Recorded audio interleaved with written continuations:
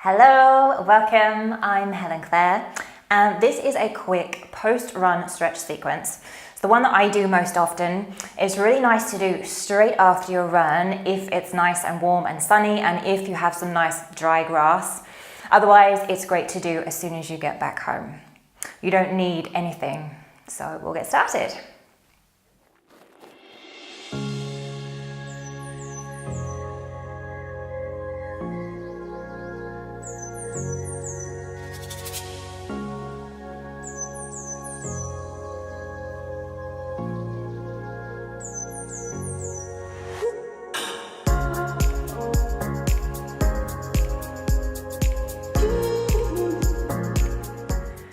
Okay, so you just finished your run.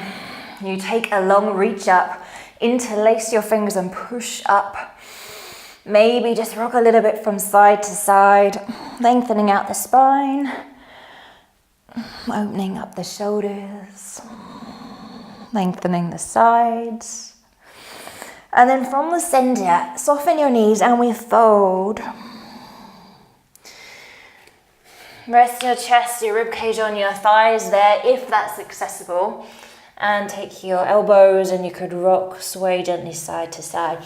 As we've done before, if that's a bit too much on the backs of the legs or the back, you're going to stay here. So you're halfway. And even here, you can just start to lengthen the back of one leg and then the other. If you are lower down, you're thinking about lifting from your sacrum. After rocking side to side, you might go forwards and backwards slightly. So you're going slow, you're moving slowly, you're easing into things, easing into the hamstrings. And this is a great release for the spine.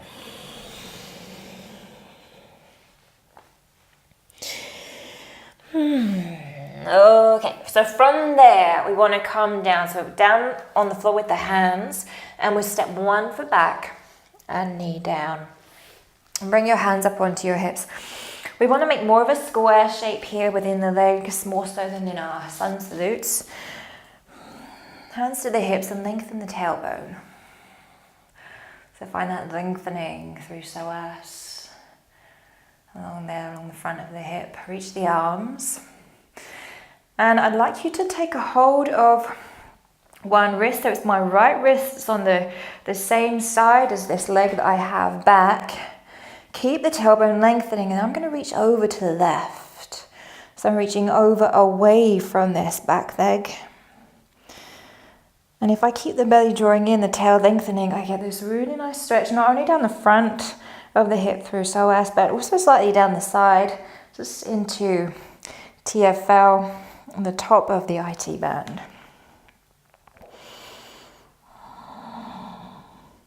Five nice, smooth, long, relaxed breaths is good. And the hips want to stay in the center.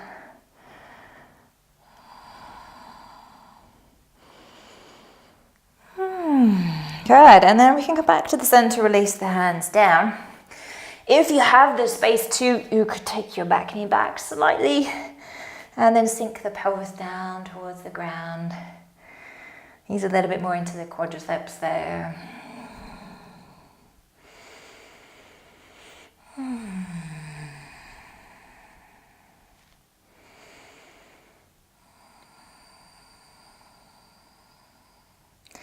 So another 5 breaths. And you're counting the exhale. 5 exhales. Okay. So from there, let's just step back up to the top so we can switch sides. The knee comes down there. So ankle under front knee, back knee under the hip. And then reach the arms. So we want to get long. Pelvis tips back. So here I'm going to take my left wrist, lengthen it up. Keep the pelvis in the center and I'll reach over to the right. And you might feel this more intensely on one side than you do on the other. So notice that.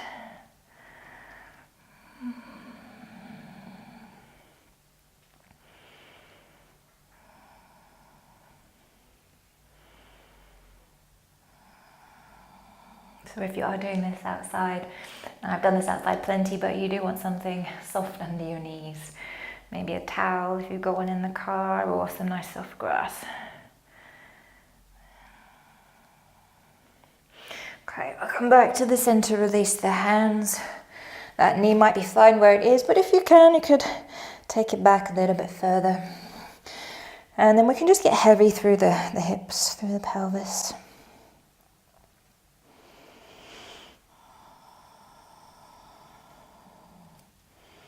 So this is a quick post-run yoga stretch sequence.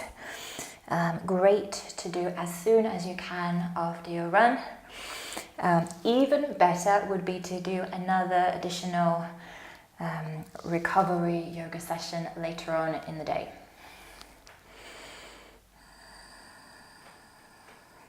Okay, from here, rather than stepping to the top, let's step the front foot back. We come to a down dog.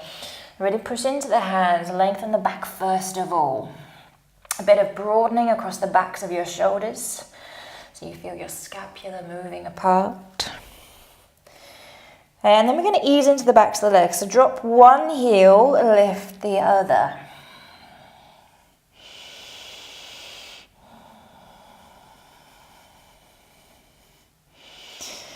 And then switch.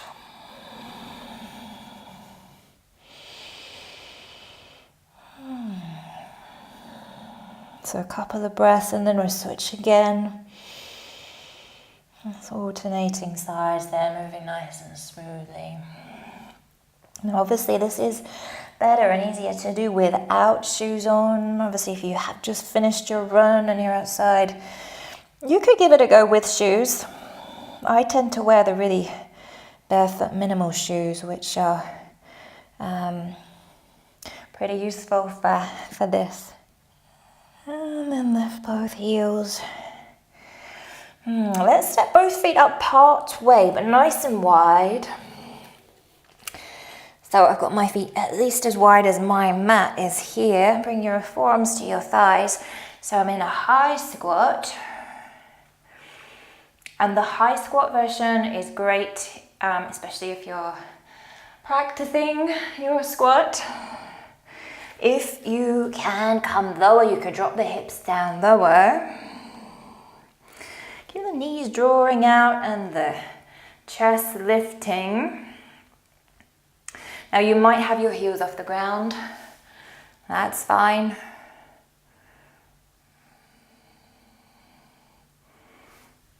A little bit more work though. And you don't have to spend very long here. If you do one of my recovery sessions, I show you easier ways of doing this posture. But another 5 breaths here if you can, if that's okay, or part way down, part way up.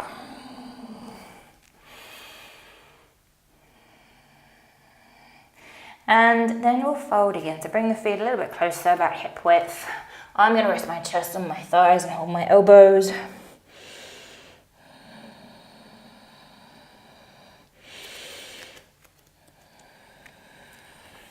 It is also nice to do this halfway position, which might feel more comfortable for some of you just now.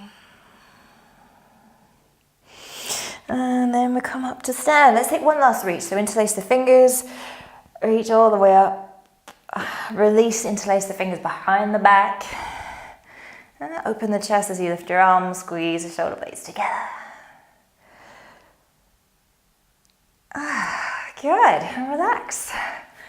Well done, thank you. Okay, so that was quite a quick post-run yoga stretch sequence. As I said, that's the one I do most regularly straight after my run, but I think it's such a great idea to do an extra additional recovery yoga session later on the same day. So check out my other videos for one of those. If you enjoyed the video, then please give us a like, give us a subscribe, and check out our links just below. And I look forward to seeing you soon.